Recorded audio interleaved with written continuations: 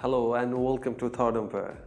Today's video will talk about Chennai Super Kings and Sunrisers Hyderabad. Unless any miracle, I think these two teams are officially out of the tournament IPL2025. Yes, this statement might hurt you, but that's the reality of IPL 2025. Way these two teams have been playing, they have played 7 matches and each of them have won only 2 games after playing 7 matches. It's not the healthiest of result you expect after playing 7 matches, but in the end win is not the big deal. Big deal is about where they have been performing.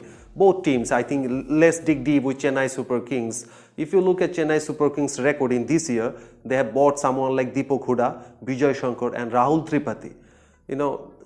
Completely stupid auction they had in last year. I mean, it's not suit with Chennai Super Kings. The brand of cricket they play, this is the most successful franchisee in IPL to the history of IPL. I think they have laid someone like Ajinkya Rahane, which was a poor decision because he was a super duper middle order batsman, experienced campaigner who can play big innings for you, and you have laid someone like Ajinkya Rahane is not the best of option. Yes, they have brought someone like Ravichandran Ashwin. He is a champion spinner, already retired from Test cricket, but we all know about the class of him. Someone like Ravindra Jadeja, he had bat number 4, other game which they have won against Lucknow Super Giants.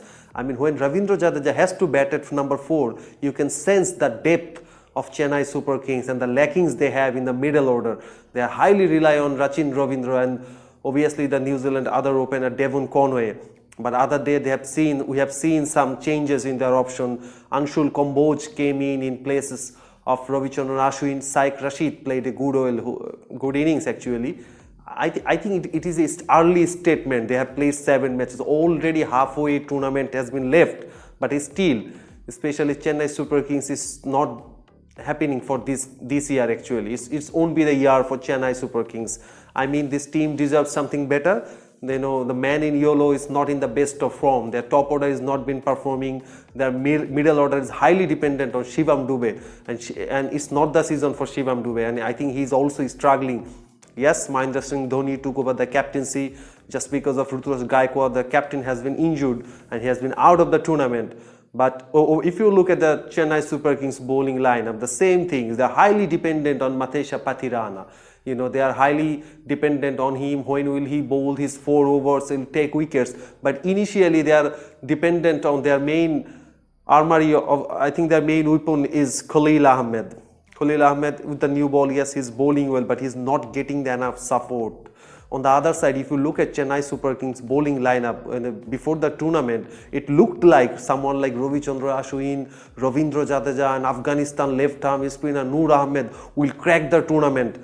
But IPL is some tournament where it's not a sporting wicket. If you look at last couple of seasons, I think as a spinner, if you bolster team, you will only get advantage in Lucknow and Chennai Super Kings home ground Chipok. Otherwise, if you look at all the IPL venues, I think spinners are not enjoying as much way Chennai Super Kings team management thought.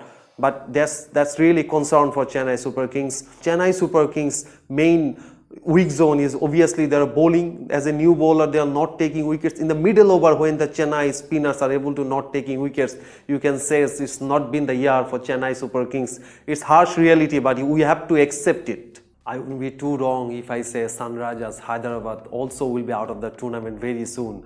They have also played 7 matches, 1-2 under the leadership of Pat Cummins. It looked really gorgeous last year when you have someone like Abhishek Sharma and Travis Head bats, like 150 plus strike rate.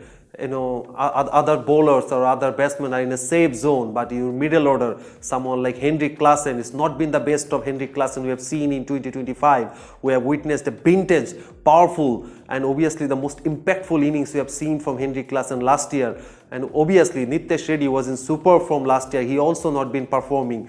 Yes, they have brought someone like Ishan Kishan. He scored a blistering century in the opening game for Sunrisers Hyderabad. Then he played 5 matches. He scored only 34 runs. I think it was a real gamble for Sunrisers Hyderabad to ask someone like Ishan Kishan to bat at number 3.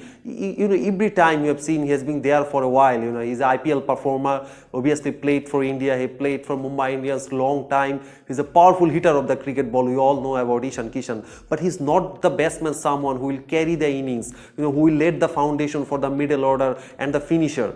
That's the biggest weak zone for Sunrisers Hyderabad in this year tournament. If you look at whenever their openers fail to deliver, otherwise we haven't seen any of them take the responsibility for Sunrisers Hyderabad from batting unit. They will guide the team for some total like 180, 90 or 200.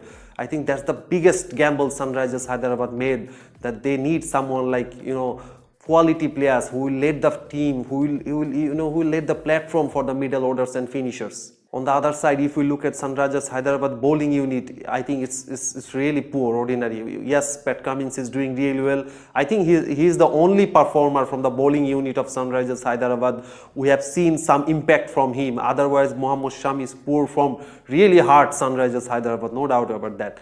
He has came back from the injury, but it was not the Shami we usually see. Shami is a world-class bowler. He's a champion fast bowler representing India in the big stage. He's a quality bowler. You all know about him, how potential he is as a performer. But it has not been the tournament for someone like Mohammad Shami.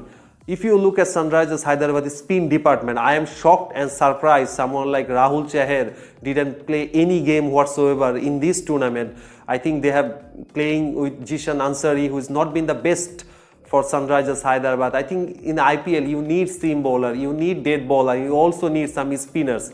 If you look at Sunrisers Hyderabad spin department, is absolutely miserable. They have no experience, campaigner who will bowl in the middle overs, who will to take wickets for someone like Pat Cummins. That's not happening. They have bought another fast bowler, Harshal Patel, who is an IPL sensation last 2, 3 years, 4 years. He has been performing well as a death bowler who can bowl in the middle over. But it's not happening in this year for Sunrisers Hyderabad. If you look at top to bottom, Sunrisers Hyderabad are not performing as a unit. Yes, we have seen blistering knock from Abhishek Sharma the other day. He scored a mind-blowing century and they have chased down 245, but not happening in every match. You have to, every match is different. In the match day, you have to collect 2 points. They have only collect 4 points out of 14 points.